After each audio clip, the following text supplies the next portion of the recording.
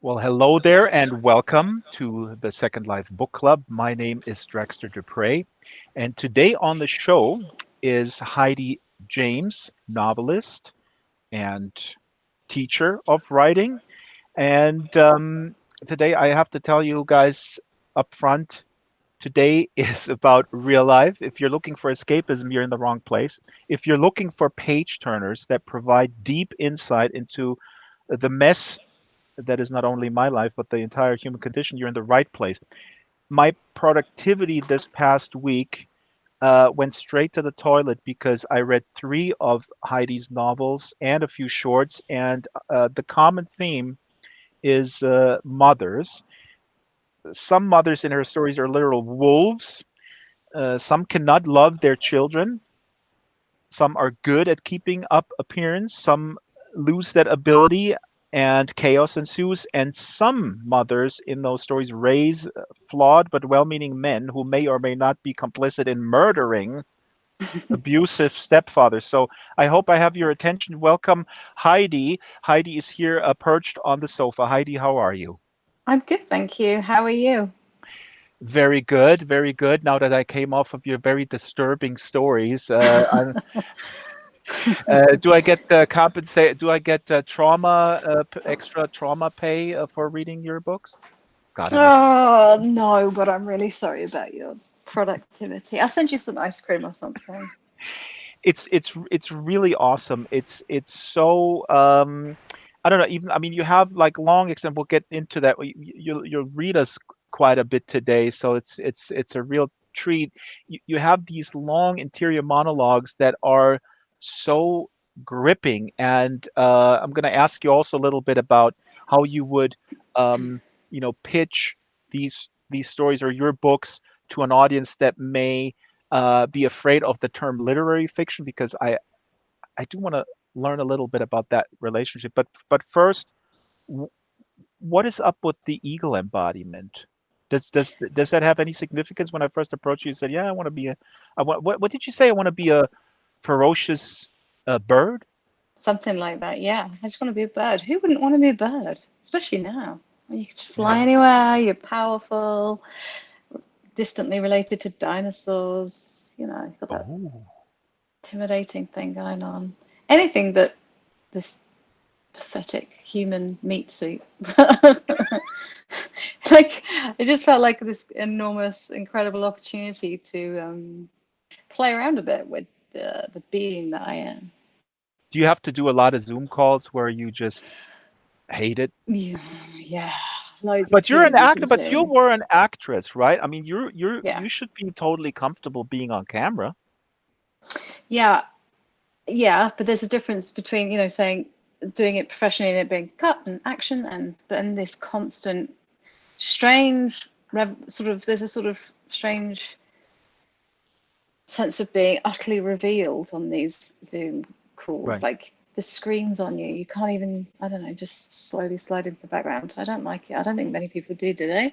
They're exhausting, that weird silence. You're having to, you can't see one another's body language in a way that makes you comfortable. This is what I love about this. I'm not having to look at your body language. We're avatars. I feel more relaxed. This is better. This should just be everything, don't you think? Well, you're preaching to the choir. Oh my God. Body language. Do you have any body? Does the eagle have any body language? Can the eagle preen I've itself a got little? some really What do you got? beautiful body language. I was dancing when when you introduced me. Let me show you my dancing. Look at that. Huh? Wow. Look at Wow. that. Oh yeah. And you are a Uh, professional dancer too, are you not? Are you not ballet or I was yeah, I trained to be a dancer. Haven't danced for a very long time, but yeah, that's how I got into acting. Dancing, then acting. okay.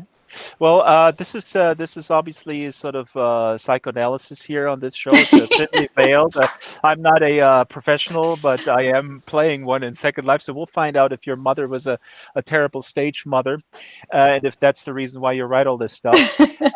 But so quick, a few housekeeping notes, and then we're gonna jump right into it. The show is produced by Strawberry, Linden, and myself. We have this show every Wednesday at 12 o'clock Pacific time, except when we have folks from the Australian time zone or that area or South Asia.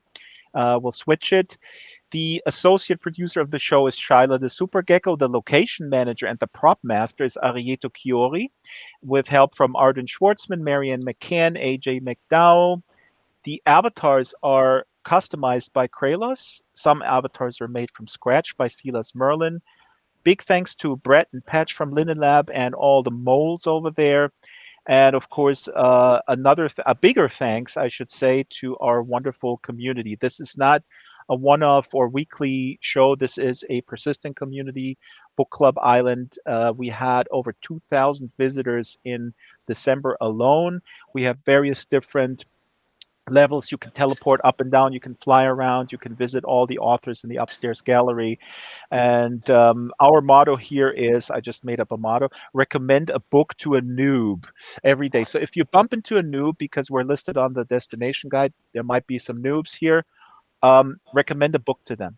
So now, Heidi, we're going to talk about your latest novel, and it's actually here on the floor, The Sound Mirror. That's the Hmm. latest novel out from Blue Moose. I've also become a little bit of a Blue Moose addict. That's an independent publisher out of the UK. And The Sound Mirror is a story about three women. It's seemingly unconnected. Tamara is in present day. The others are earlier in time, but Tamara had an abusive childhood. You start right off that she wants to kill her mother. Actually, no, she doesn't want to kill her. She's going to kill her mother. That's literally the first sentence. And the other two women in the book, Claire and Ada, their timeline is in post-war uh, Britain. Claire's a child that was born out of she had a child out of wedlock, so she's outcast from her family. And Ada is an immigrant from India coming to the UK. First hates it and then kind of adjusts to it. So there's a lot about fitting in, the pressure of that these women feel of fitting in, and the lashing out because of that pressure. How would you, first of all, is that kind of a fair representation of what's going on? And how would you sell this book to a reader who may think that literary fiction is there's that dreaded word, is not for them because it may be perceived as too difficult. That's a very complicated question. Let's start with the about literary fiction. You know what? I don't like all that separation into genre and things. There is this inherent snobbery, like, oh, you like romance, you like detective novels. That's so lowbrow. You're Exactly. so, yeah, which is So nonsense. I I'm telling you hate this that. because we want to be an inclusive community here, and this is sort Yeah. of my stated goal to kind of alleviate a little bit of that fear. And that term is such a loaded term that Mm. where people immediately sort of shut Well, down. I was talking to somewhat to my agent actually about this, and we were talking about how people are dismissive of, let's say, a soap opera. But if you look at the Hmm. storylines, the plot arcs of opera, it's no different to soap opera, really. Do you know what I Hmm. mean? Like Hmm. this high art, it's about human beings. If it's about human beings, and so I think literary fiction I mean, again, it's so vast, but I think what the reason why people call my work literary fiction is because I pay attention to language.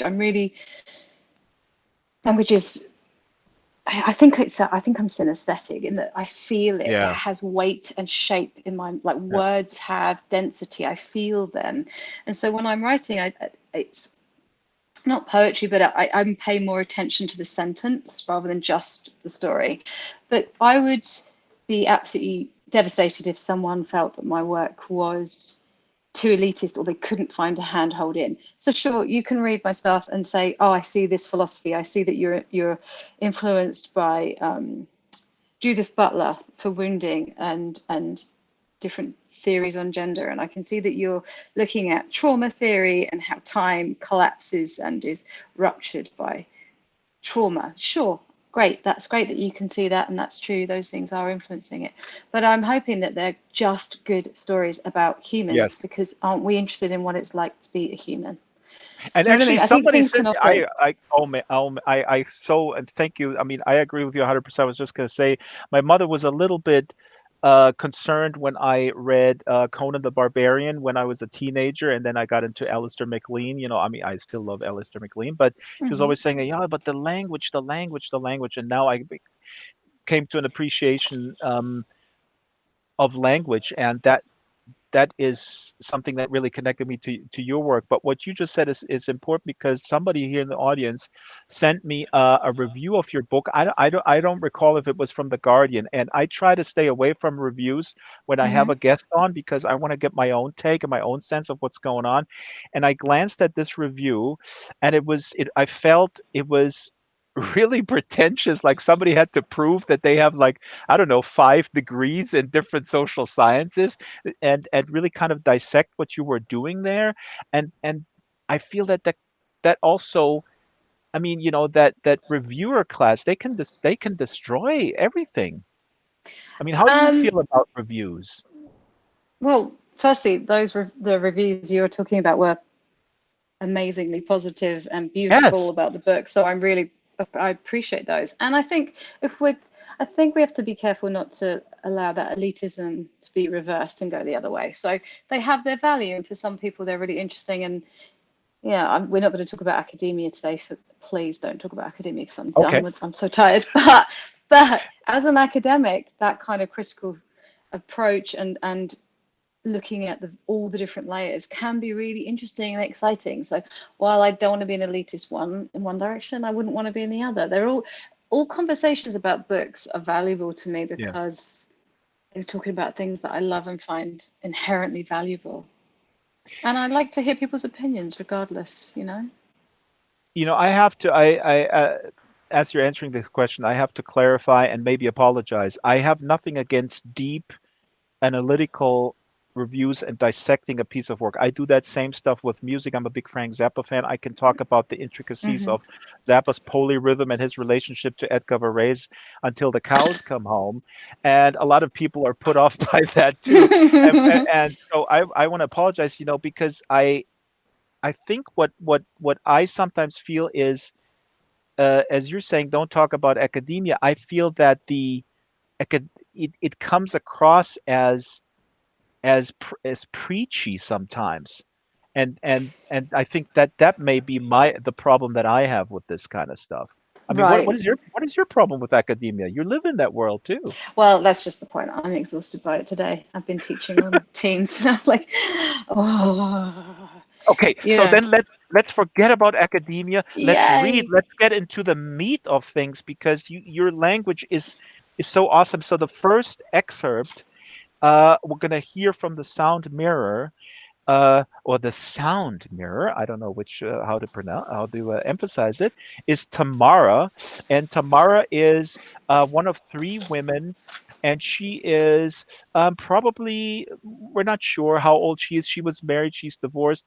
Um, the other women their timeline happens after World War II, like I said earlier. But Tamara is in the here and now, and she is going to kill her mother. Uh, that's about the setup. Do we need any more setup for this one?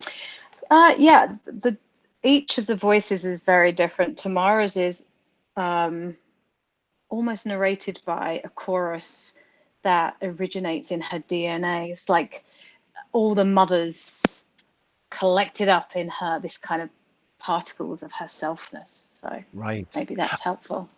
Oh, may I ask you, dear Eagle, could you get off your high perch and come to the front of the stage where we put up an appropriately sized. Here we go. Don't Oh, fall off where the am I stage. going? Oh yeah, that happens all the time. This is the little comic relief that we have with falling people falling off the stage. This is how it's designed. Hold on, stand right there. I'm going to move it. I'm going to move the book stand so the eagle can read right in front of you here. There we go. There we go. Okay. And so we're going to hear from Tamara. And yes, her story is narrated by a kind of chorus where we're not sure what it is, I guess. It's about time she finished her mother off. She's given it a couple of goes, if you count her birth, then the exhaust pipe shenanigans.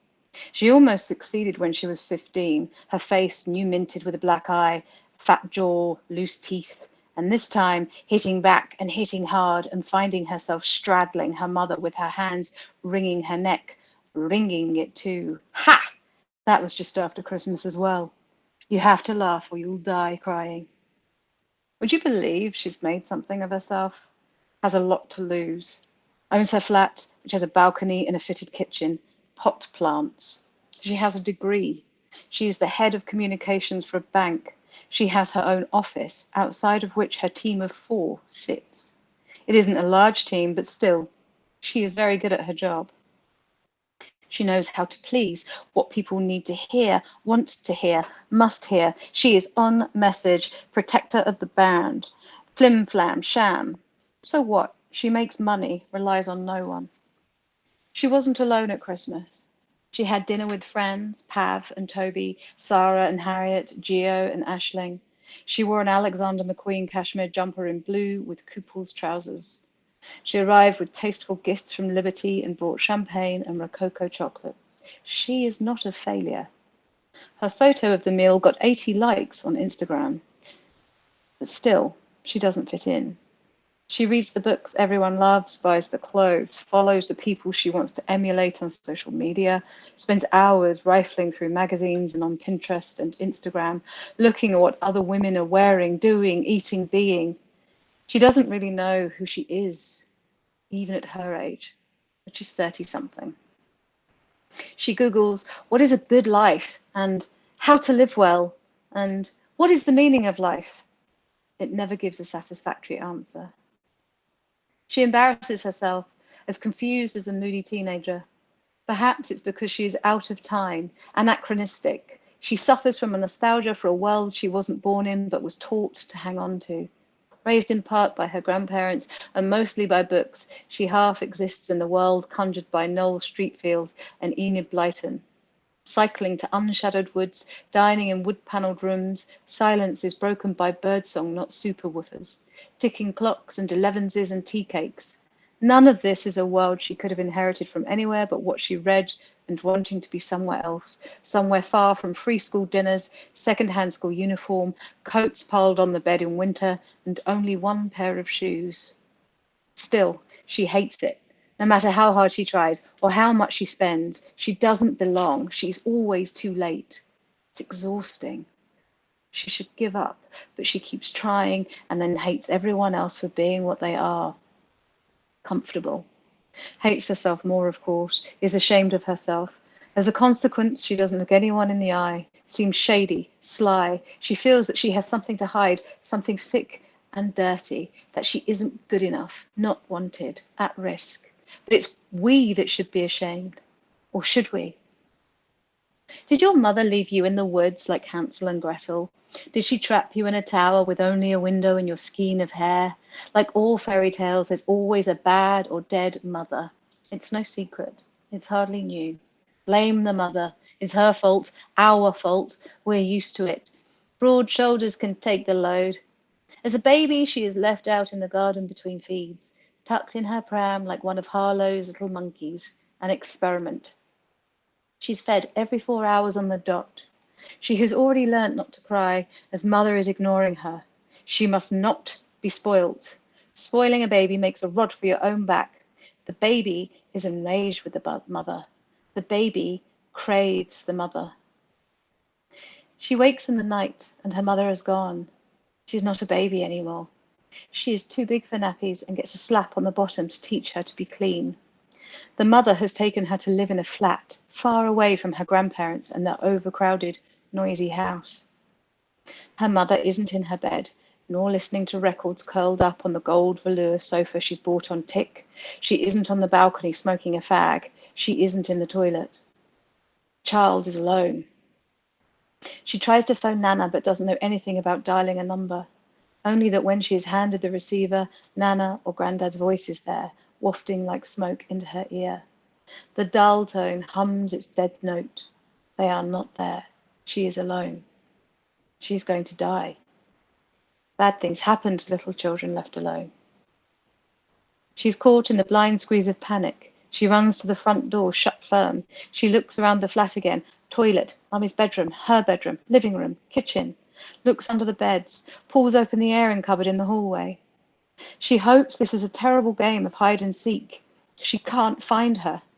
She's crying, gulping, hiccuping, snot, salt tears. She drags the kitchen chair down the corridor to the front door and climbs up carefully, on tiptoes to reach the handle, twisting the knob, slipping in her wet hands, but the door pulls open, only a crack, because the chair is blocking its path. She pulls and pulls, too young, too panicked to get down from the chair and move it, too panicked to know what to do, too little to understand leaving the flat would be more dangerous anyway. She calls through the gap between the door and jamb. Lady, lady next door, my mummy is gone. Lady, help. Perhaps she only calls once or twice. Perhaps she's screaming. She is screaming. Her head hurts. She wheezes herself, but only a little. The lady next door doesn't come, but the mother does, eventually, appearing in the doorway like magic. The mother lifts the child in her arms and puts her back to bed. Shh, she says. I was only gone for a couple of minutes, silly girl. What a fuss you make. What a stink you kick up. I can't have a minute's peace, can I? This is the moment the child understands that her mother can bend time with her words. And that's Heidi James reading from The Sound Mirror, now out from Blue Moose Books. Thank you so much. We're going to hear a lot more. If you like, you can go back to the. Actually, you could stay because we're going to read from the other perspective too. Now, I mean, I've read this book, and we hear from the point of view of Tamara when she was little, kind of a traumatic experience. The mother is not there; she wakes up at night. Um, without giving too much away, I mean, why not blame the mother in this instant? I mean, this mother Yeah, is unfit to be a mother, Heidi. Where is Child Protective Services? where indeed, absolutely. It's a different time, I think, but the whole, yeah, lots of things are ignored and not seen, and it is about the consequences. That's, these lives that intermesh and unfold, and why things happen. So it's not about blaming, it's about trying to understand why Mhm. these cruelties are replayed and replayed and replayed. Just to make sure, when I say this, it's somewhat uh, tongue in cheek, because what you really create here is a world where we see a generational trauma that is carried, that just does not originate with a quote unquote evil person. It comes Mm-hmm. from somewhere, and it's passed on within these to another generation. So when I say where's Child Protective Services, in my perfect world, Child Protective Services would actually be staffed up 50-60%, and actually be people would be able to spend time and work much deeper than just you know take Yeah, people yeah, away and give them to other people who may also be equally unfit. It's a complex issue.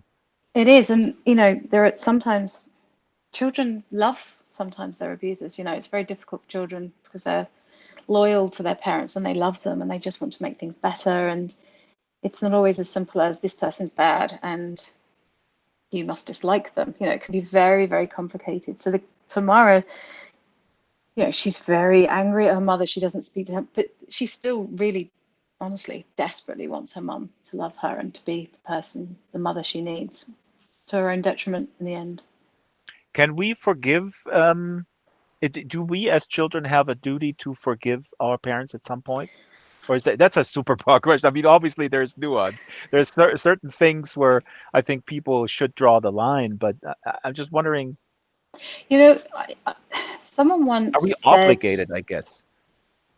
no, I don't think we're obligated, and I think it's always so, it's different for everybody. I think that someone once told me, you mustn't let these past things define you, which at the time made me incredibly angry because it was like, really, how dare you? But I think there's a difference between being righteously angry, seeking some kind of resolution, however that might come, but eventually letting it go. Otherwise, it does poison you. So I mean, it's no secret. At the very back of the Sound Mirror, I do say this is a work of fiction. Let me see. I say because sometimes the imagined tells the truth better than facts. This is a work of fiction constructed from ready-made stories. So this is autofiction, I Mm-hmm. guess. Mm-hmm.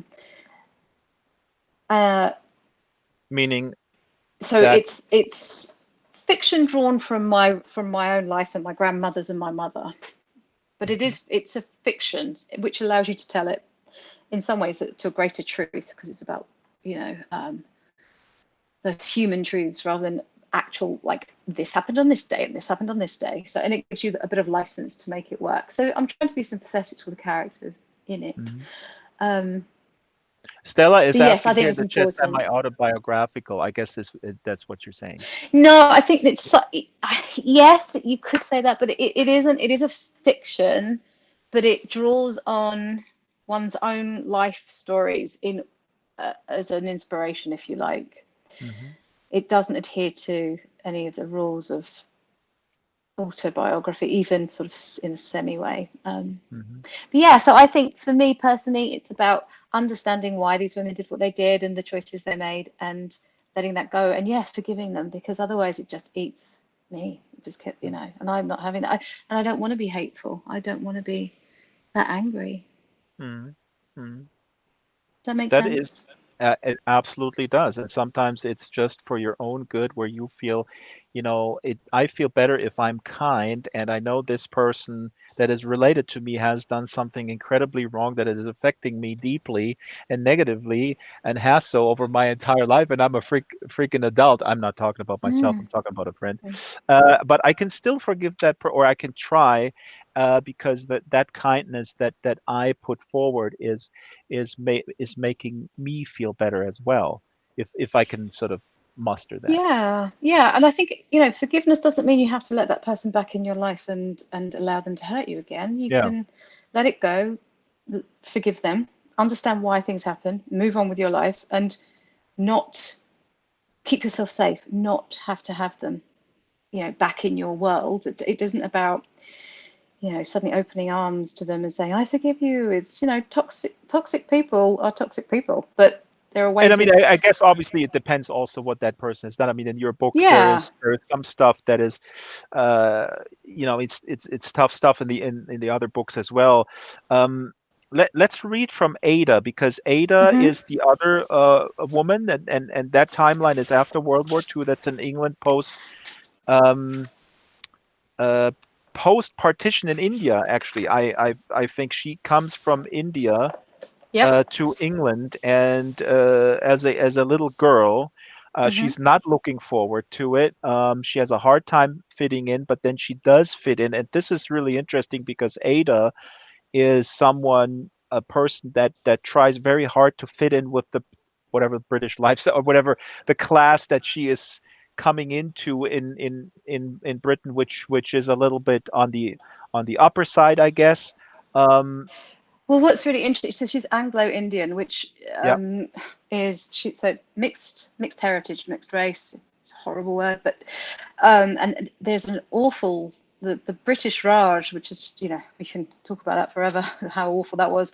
But there is a whole class of people created almost to administer, to do the kind of professional administration that the Brits didn't want to do, but they didn't trust the indigenous Indians to do. And so they would have people who were mixed heritage, who had this entirely separate class, and they didn't belong in either world. They were neither Indian nor British. And when, after partition, and my grandmother and her family came here because they were Irish in their past, they had Irish uh, ancestors, they were The given British Raj, sorry to passage. jump in here real quick. The British Raj refers to the time of British rule in India, which ended in 1947, and then the Indian subcontinent was divided into Mm-hmm. India and Pakistan. So just want to clear this up. Yeah, go ahead. Yeah, but anyway, so they don't belong, and when she gets here, they're still desperately trying to find a belonging. Mhm. Yeah. Should I read from Ada? So that's Ada. Yeah, please. Yeah. Okay. It is said, she was told, that if a pregnant woman gazed at the Himalayas and wished for a beautiful child, it would be so. But now she is far from the mountains, thousands of sea miles from her ayah, from the crumbling brick of the bungalow where spiders hung like Christmas ornaments, far from the furious heat of summer and pure wet of monsoon, peacock blue and elephant grey, dust and cow dung, the mean hunch of vultures, teacups and pearl inlays, the smell of engine oil and burning sugar, ghee and sandalwood, closer now to the place they, or at least her father, called home. Her father and grandfather have gone on ahead to settle into their new positions on the English railway and find them a house. They have left her mother's parents behind, at least for now, while they find the documents to prove their Britishness. She leans on the railings, watching the gunmetal sea lift and fall. Was it that colour because of the war, from the remnants of bombs and the killing machines dissolving in the salt water? She has seen the newsreels, read the papers, and although the Japanese had dropped bombs on Calcutta, she had been at school, and so the war had seemed so very far away. It was only hearing Aya crying at night when her brother didn't return from Egypt, fighting for the bloody British, that she realised it was real, not a story in a book or gossip whispered after lights out. Now they are heading for bloody Britain. She is alone for once, without even Daddy to pester her, looking out to sea and wearing one of her new frocks and a stolen smudge of lipstick. She is the only one who hasn't gotten sick. The others, her mother and sister, the other wives and children from their colony, are all green at the gills and have been from the off. The ghastly food hasn't helped, or being on the port side of the ship. 38 days from Calcutta, pressing through the violence of the ocean, crossing the burning line of the equator and back again, and now finally rounding the Rock of Gibraltar towards England.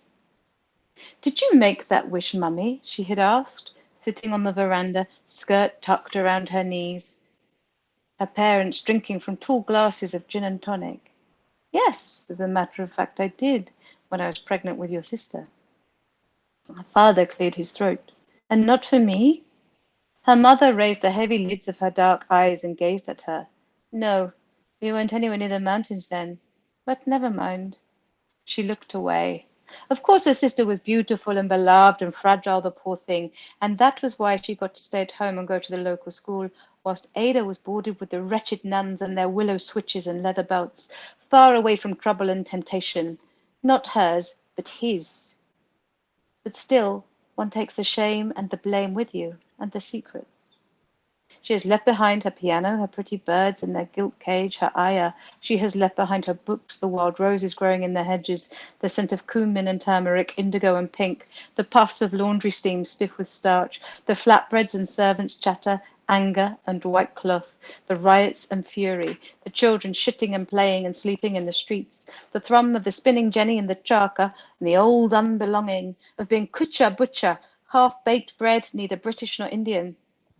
They have left behind them the railways and the Institute with its dances and tea parties, cricket on the Maiden, picnics with the Simmons and the De Silvas and the others from the compound. They have left the crowd shouting, "Go home! Go home!" Neighbours turning on one another, massacres, and a new country torn from the old, like a corner torn from a page. There, over the rise of the sea and the rising curve of the earth, she will arrive to a new unbelonging, somewhere else not home. She is prepared. Her mother told her she must be so. And that's Heidi James reading Ada's voice here from the sound mirror. Did I get this right, Heidi? Your grandmother is from India? Yes, yes, she was Anglo-Indian. Yeah.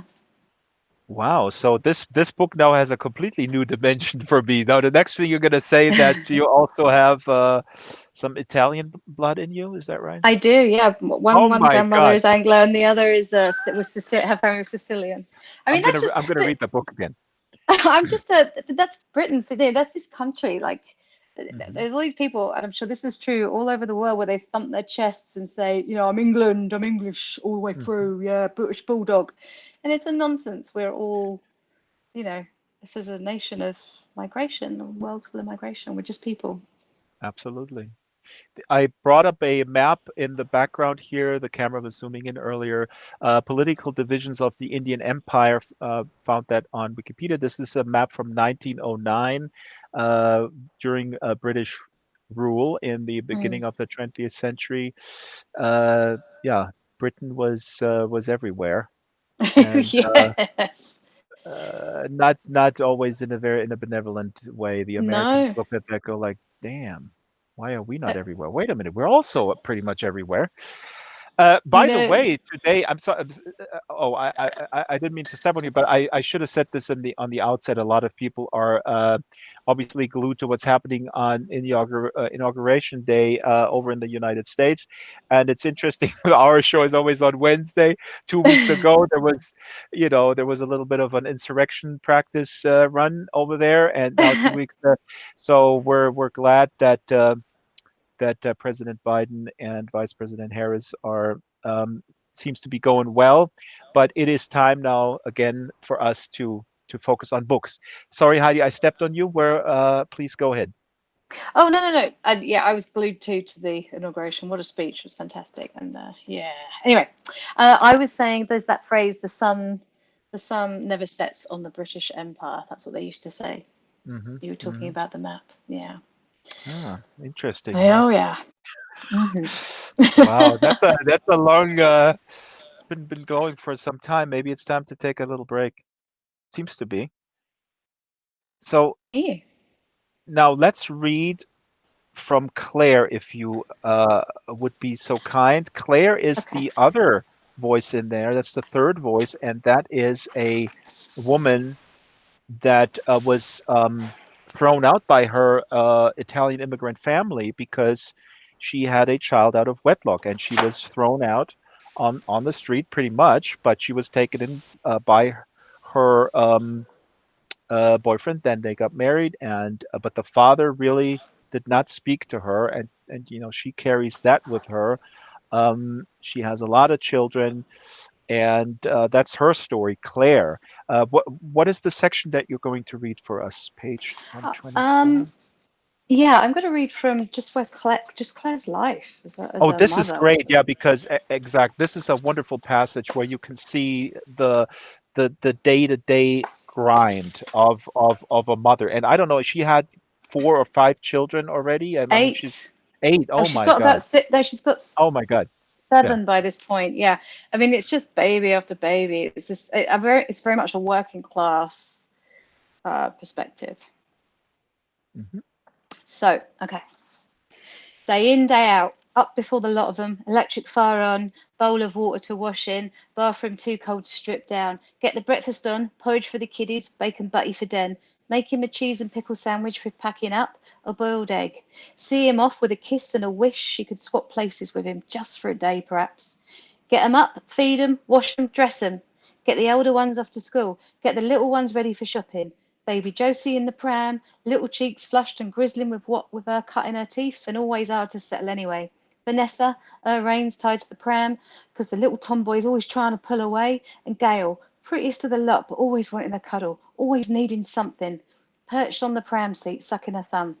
Off they go, down to the shops, getting her fruit and veg from Mr. Bailey, though his produce ain't as good as her dad's, but beggars can't be choosers, and there's no point worrying about it.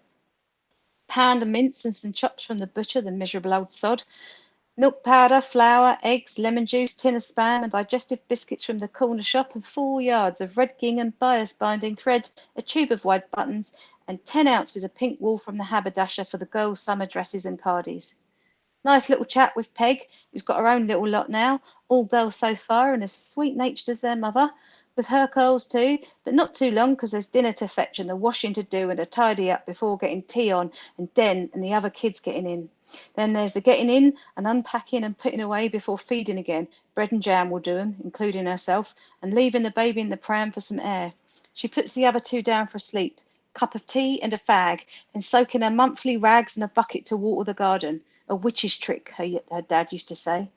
Boiling up leftover fish bones, carrot tops, onion for stock, melting down corners of soap and making new, tea leaves on the garden, just a corner of chocolate for a treat, make it last, make do, hands that keep busy. Always know now, sister, daughter, mother, wife, a daband before she's out of nappies herself. All the knowing and wisdom, the habits and curses, superstitions and protections, charms and jinxes, crossing a baby's palm with silver, God bless, pulling the curtains on a storm, opening the front and back windows to let it through, mind you, turning the mirrors and opening the window after a death to let the soul out without a scare. Don't cast a clout till May is out. Too much of anything is bad, even if it's good. A fire needs oxygen, but too much blows it out. Red sky at night, shepherd's delight, a warning in the morning. Keep yourself to yourself and never let them see where you are. If there's bad luck hanging around, sweep up a storm through the house and sweep out the bad from the back and the front doors. Knock the broom on the threshold 3 times, then mop the floor with rose water. That'll cure what ails you. Count the magpies: 1 for sorrow, 2 for joy, 3 for a girl, 4 for a boy, 5 for silver, 6 for gold, 7 for a secret never to be told. The rich are filthy, and will live like pigs if you let 'em. Matthew, Mark, Luke, and John, bless the bed that I lay on. Never lend what you can't afford to give. Mary Ann, bread and jam, marmalade and treacle. Bit for you, bit for me, bit for all the people. Hail Mary, full of grace, blessed is the fruit. A bit of how's your father, slap and tickle, red brick, pebble dash, chicken wire, paving stones. Sticks and stones might break your bones, but words will never hurt you. Liar, liar, pants on fire. Girls in green should never be seen. Red shoes, no knickers. Where there's muck, there's brass. Who does she think she is? The priest is of no use, mealy mouth, dry old git.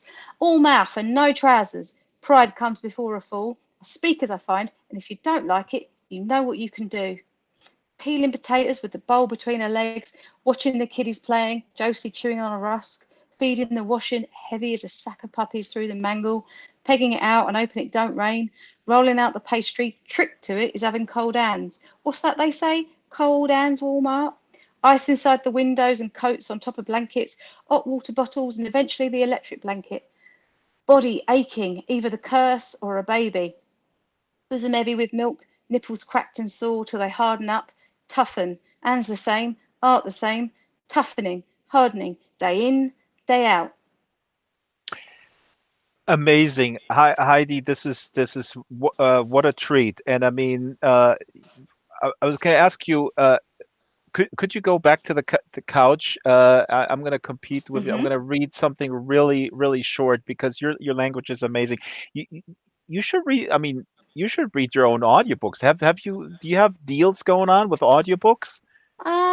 Not yet, but it's something that we're looking into for sure. Yeah. I mean, this is really such an amazing book, and the voices as they come alive, these different lives.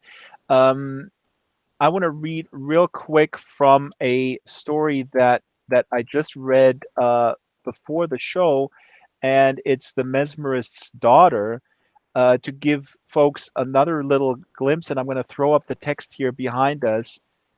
Um, give folks another little glimpse of your ability to play with language. This is from the beginning of the Mesmerist's daughter. My mother was a wolf. That was the first secret I kept for her. At night, she would jimmy open my door with her muscle and swagger into my bedroom, her blunt claws clicking like tarts' heels on the floor, her panting rigid and dependable. Her thick, wiry pelt was heavy and as smothering as coal gas. During the day, she hid her gray wolfishness under a human costume. I played at being a hairdresser and brushed her human hair, looking for gaps in her pretend skin where wiry fur might poke through. She was very thorough. I never found a thing. When I woke before her alarm went off, I sneaked into her room to try and catch her as she snapped and crunched her bones, flattening the long wolfy snout before cramming it into a flat face human mask. I was always too late. When I got there, she was drawing her lipstick on her mouth, smoothing her skirt over her bottom. Now, Heidi, you have an ability to play with language. Why are you so good? And how do you teach this to the next generation while you're training your own replacement? I mean, but seriously, how can folks find their own voice? I remember I interviewed. I mean, it's I'm completely aware. It's a question I asked Dweezil Zappa when I interviewed him in 1999. I said, your dad and you guys have a completely unique style. How do you do that? And he says, I don't know. I just this is the only way I can play, basically. But Yeah. here, I mean, this is a craft that can be acquired, I guess, to a certain extent. Or Yeah, I think that there are definitely craft elements to writing. How to create characters, how to create a world, making sure that your point of view works, what you've chosen, that you stay within it, that you're not switching tenses, and all of those craft elements. And I think really it's about trusting the world that is in your head, trusting the words that you use.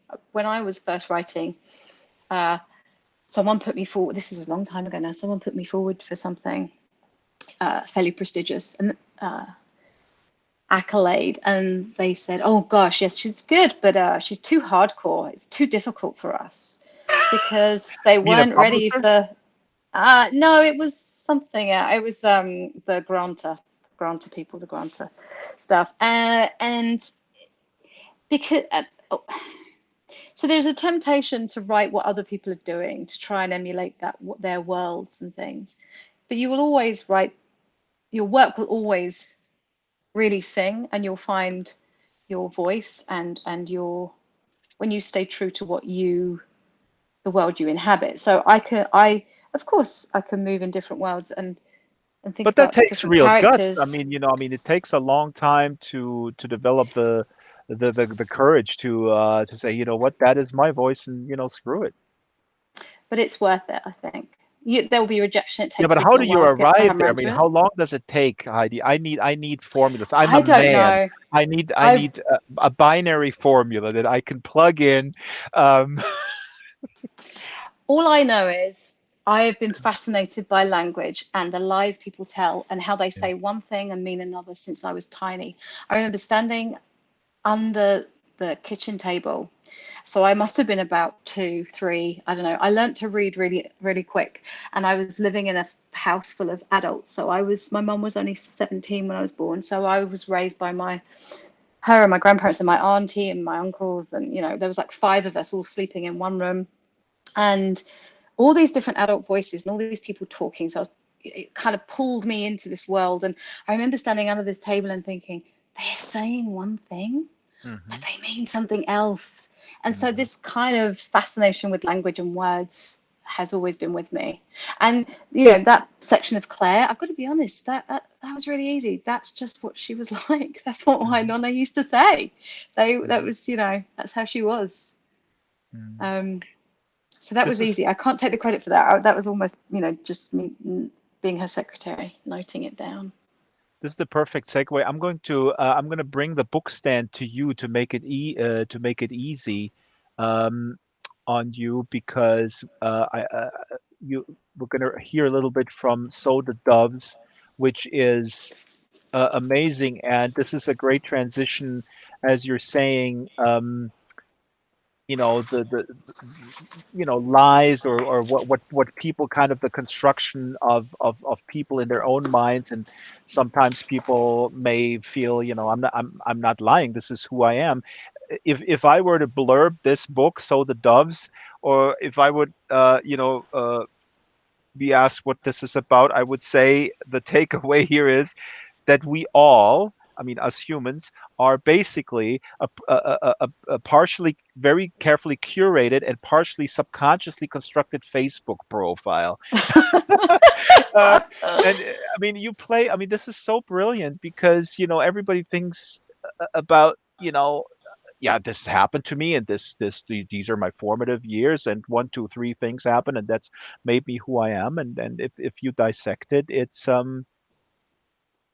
mostly just a construction that is done, for gain, but not always. I mean, it's just how the brain works, I guess. Well, we're herd animals, aren't we? We need each other to stay safe. As soon as we're out of the herd, we're scared. So this person here, what are we gonna hear? This is a journalist, the main character, Hmm. and his mother is actually nice. Heidi, what happened? You I wanted ran to. out of bad mothers. Well, yeah, but Melanie's mum's pretty bad. Oh, yeah, So that's there's right. yeah, so there's two characters. Marcus is our narrator. He's the journalist, and his best friend, who was pretty special. I loved writing Melanie. We don't. I'm not going to read about her today, but Melanie is an amazing. This is one of my, she's great. I love her. top 10 characters of all time. It's Oh, amazing. Yeah, thank you. yeah. Well, I loved writing her, and her mum's pretty bad. So, but yeah, Marcus is a nice boy. He comes from a nice family. He's a good middle class boy.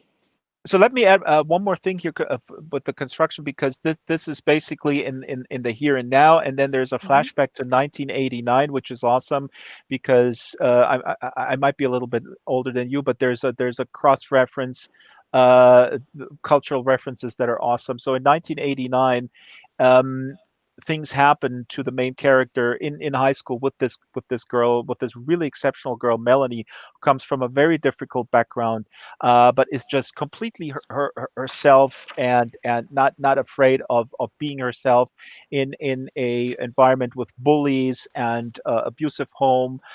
She talks back to teachers. She knows her stuff. She reads and all that. But we're going to hear from the main character, Marcus, in the here and now, I guess. Yeah. So this is from the very beginning. You could say that Newton's third law had been my guiding principle, that for every action there's an opposite and equal reaction. You might think it strange for a journalist to apply the law of physics to their work, but for me it was clear. All I needed to do was follow a series of events and their consequences, and everything would all add up like a formula, an equation, a neat sum of facts, arriving at the truth. I'd succumbed to the seductive powers of determinism. You could say I was wrong. You could also say that I've come to understand that lies are facts yet to become reality, though that took me longer than it should have. It's all a con. Another physicist said, what we take to be true is what we believe, or what we believe determines what we take to be true. We live in an alternative fact world, honestly. And yet for a while, I was a purveyor of truth, a crusader for justice. All right, not quite that, but people read my work, they trusted me. I won an award or two. I was a good guy. I exposed the corrupt, the dirty, and the unfair, and I believed, completely and totally, in what I was doing. It mattered. You're probably thinking, how could I be that naive? How could I be a hack and still idealistic? That would be a fair point, and perhaps I did lie to myself. But you have to believe in what you're doing. At least I did. And for the record, I was onto something with the Sinclair Bank and their links to terrorist organizations. That was real. I say was because it isn't now. Now it's a poorly researched article written in bad faith. And Melanie? I was 17 when she disappeared, just a kid. It's as if she were a fragment of my imagination, though she was flesh and blood, alive. What I mean is, she became a story, a myth, a series of actions and consequences folded into my own history. That was my fault. Nothing ever really goes away. Isn't that another law of physics? A material version of Nietzsche's eternal recurrence? Atoms reorganized, reconfigured, but never totally destroyed? There's only so long before a new version of truth reveals itself. The skeletons in the wardrobe rattle and clack, and the body is discovered. And there's always a body, dead or alive. Every story needs a body. And that is from Soda Doves. This is the Second Life Book Club. If you're just tuning in, we're already running up against the clock here. This is really awesome, Heidi. And again, we talked about this before with genre versus literary fiction, and oftentimes the implication is that genre fiction, uh, is not as sophisticated in language or all this BS. I mean, do you consider this a genre? I mean, do you consider this like a crime thriller? Yeah, Which, yeah. yeah. Although everyone calls it literary crime fiction. See, So this is what like, I mean. This I is so know, bizarre. I know, I know. This It's is silly though. this is not an inclusive way of dealing with. I mean, this is shutting people out who feel this is whatever. This is a very Books and stories are classist for way yeah, of but dealing books with and it. Yeah. stories are for everyone. And if you want to read something, pick it up. It will make sense Yeah. to you. It will work. Like, yeah. But I promise you, I wrote this. Hang on, when was this published? This was published in 2017. So I was writing this in 2015, 2014.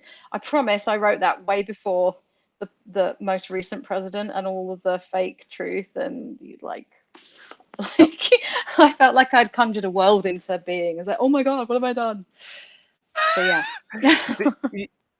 I want to make this very clear, because this is really the mission, if there is any mission here at the book club other than really connecting readers with writers and celebrating the written word. It really is to for me to hammer home the point that there is a book for everyone, and we talk about this often. There is a stigma attached to that people sometimes carry around. There's a certain type of trauma that people carry around all their lives, which often comes from very early schooling, where kids are told that you're not a good reader, and reading is sort of this benchmark, and then people connect very negative emotions to with reading, and are therefore not um, you know uh, not willing, but they're afraid to dive into something that they feel is out of their league somehow. So um, Yeah, well, I remember that thinking, with Shakespeare and poetry as a kid, I hated it.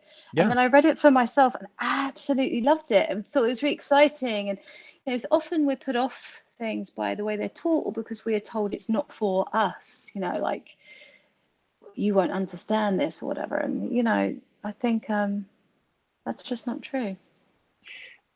So when you teach, we have a few minutes left. We can go over, and then we do a post game. Um, when you teach, I've been told by my associate producer that you teach something, or you talk about something called speculative realism.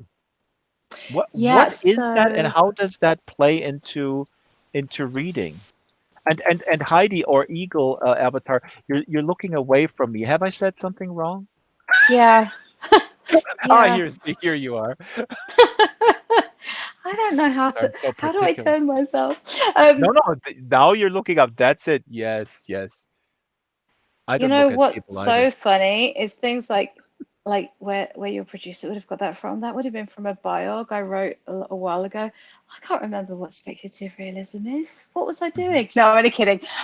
Speculative realism is so gosh, I magical know realism. magical. That's what yes, It's Gabriel it's Garcia it's kind Marquez. of Mhm. exactly it's along those lines, but it's not necessarily going into magical. It's like speculating on what the real might be. So the Mesmerist daughter we might think of as a speculative realism, or So where the child, well, we don't know. I mean, the child says her mother is a wolf, and she's just hiding as a human being.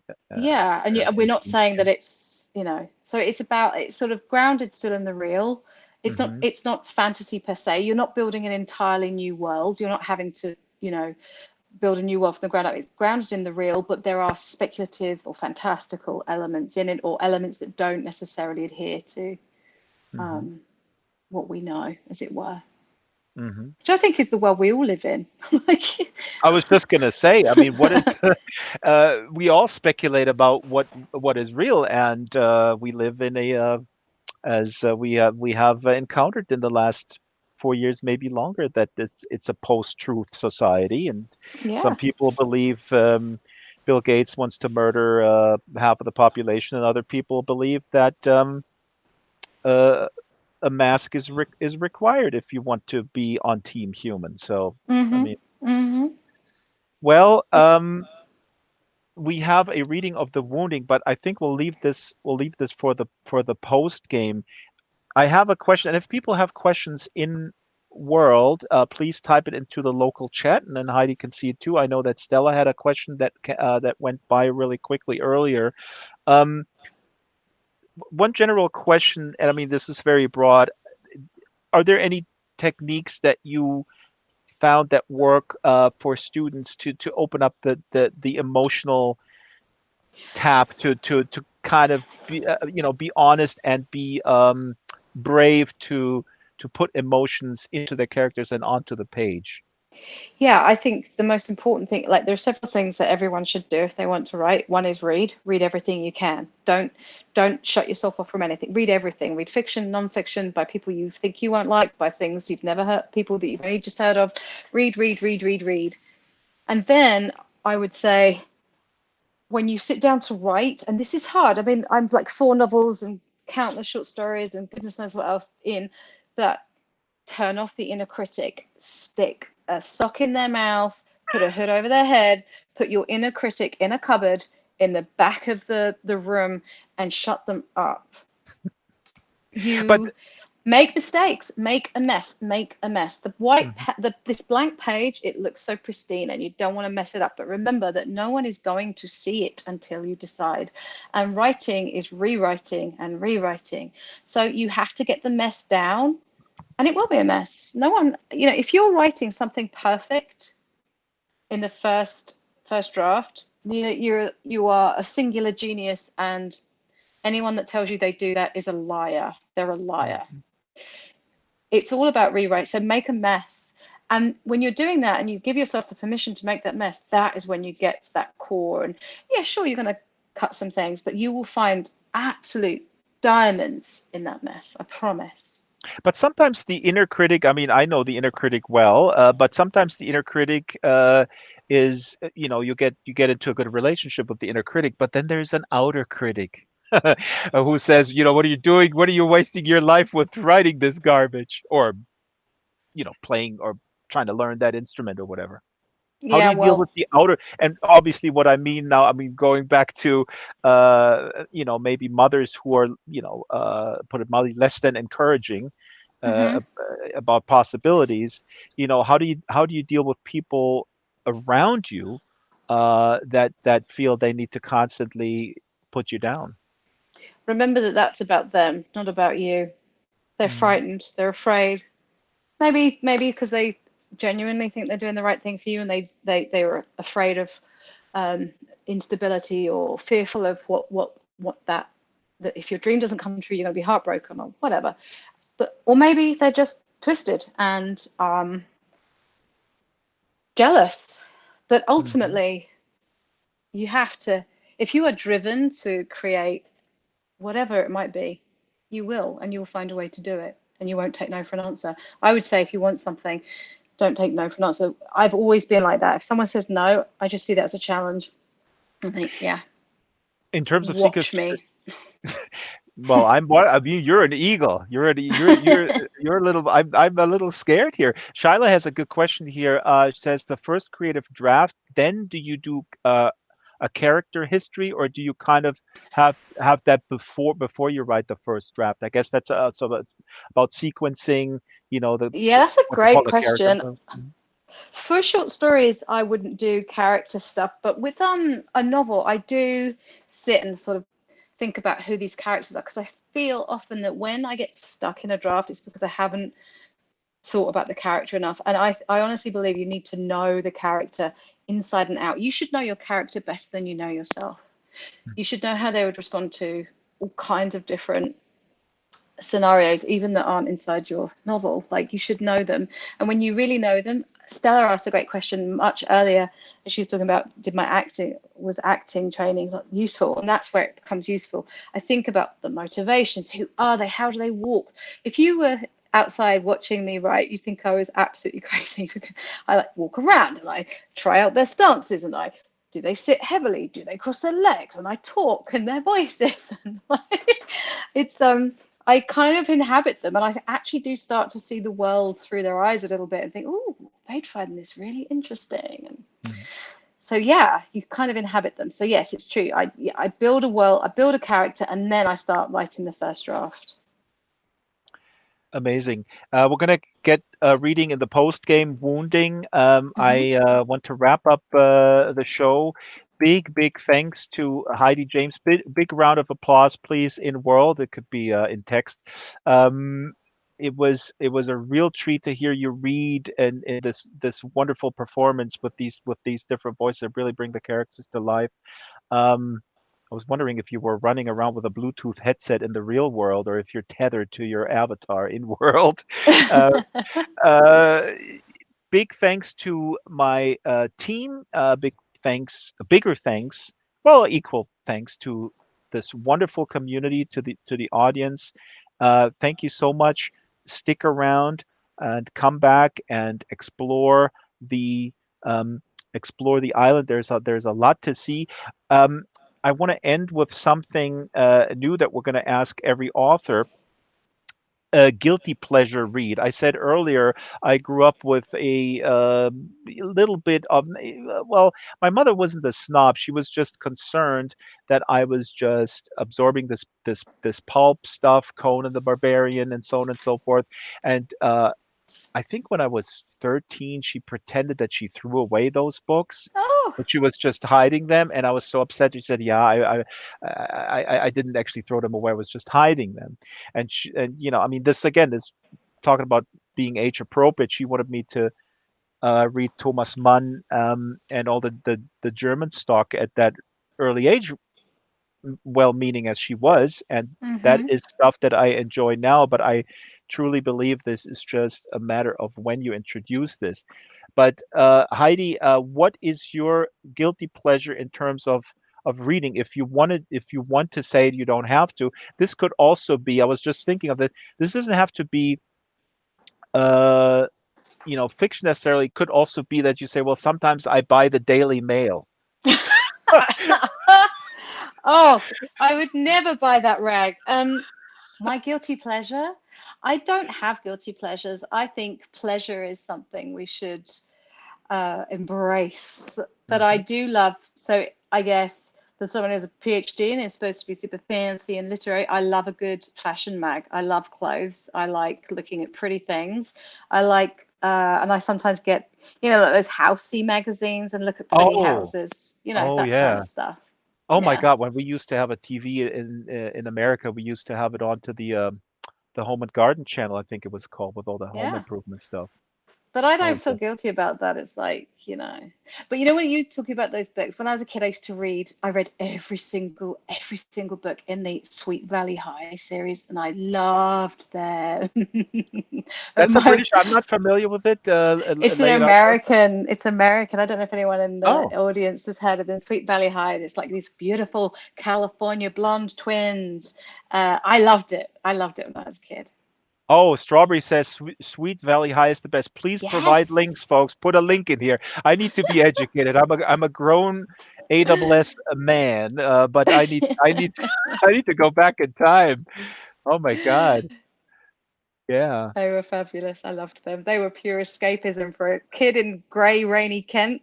These Californian that are red, like convertible sports cars, Elizabeth and Jessica, and it was like, wow. And yeah, amazing. But now with your love for language, I mean, this is fascinating to me because I bought some more Conan books, and the early was Robert E. Howard and some of the other ones that continued the series, but I cannot read it anymore. And you know what? Just like 2 years ago, I felt like I want to read some Conan because that feeling, that emotion that I had when I was 12 and I read this, I felt nostalgic. I wanted to recapture that feeling.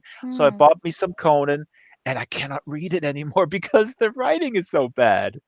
And you've changed. You've changed and you've grown and your tastes have changed. So Yeah. yeah. I mean, I haven't looked at a Sweet Valley High in 30 years Maybe or you something. should, But Heidi. Come on, let's buy some. well, yeah, maybe, or maybe I'll just leave it where it is as this lovely pleasure. And there's something still. I still think that it's all very well writing these lovely sentences and stuff, but there's something really clever about writing that is not.